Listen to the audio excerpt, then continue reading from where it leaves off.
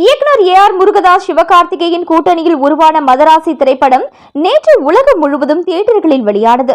ரஜினியின் கூலி படத்திற்கு பிறகு ரசிகர்களின் எதிர்பார்ப்பில் வெளிவந்துள்ள இந்த படத்தில் சிவகார்த்திகேயனுடன் ருக்மணி வசந்த், வித்யுத் ஜாம்வால், பி.ஜி. மேனன், டான்சிங் ரோஸ் சபீர் ஆகியோர் முக்கிய கதாபாத்திரத்தில் நடித்துள்ளனர்.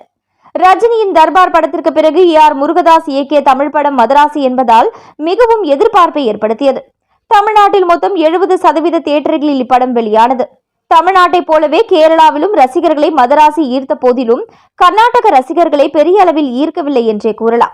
அதே நேரத்தில் மும்பை, டெல்லியில் ஓரளவு ரசிகர்களை இப்படம் கவர்ந்து இழுத்திருக்கிறது. தமிழ்நாட்டை பொறுத்தவரை சென்னை, கோவை, திருச்சியில் மதராசி படத்திற்கு நல்ல வரவேற்பு கிடைத்துள்ளது. நாளையும் விடுமுறை தினம் என்பதால் படத்தின் வசூல் மேலும் அதிகரிக்கும் என்று எதிர்பார்க்கப்படுகிறது. இந்த நிலையில் சிவகார்த்திகேயனின் மதராசி திரைப்படம் முதல் நாளில் உலக அளவில் 40 கோடிக்கு மேல் வசூலித்தது.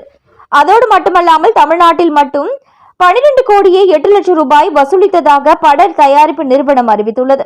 இதற்கிடையே மதராசி படத்தின் 2ஆம் நாள் வசூல் குறித்த தகவல் வெளியாகியுள்ளது. அதன்படி 2 நாட்கள் முடிவில் உலக அளவில் 55 கோடி வரை வசூலை வாரி குவித்துள்ளது. விமர்சனங்களை தாண்டி மதராசி படம் வசூலை குவித்து வருவதால் படக்குழுவினர் உற்சாகத்தில் உள்ளனர். மேலும் இது போன்ற சினிமா செய்திகளை உடனுக்குடன் நீங்க தெரிஞ்சுக்கணும்னா நியூஸ் தமிழ் சேனலை சப்ஸ்கிரைப் பண்ணிக்கோங்க. உடனுக்குடன் அப்டேட்ஸ்க்கு பெல் பட்டனை கிளிக் பண்ணிக்கோங்க.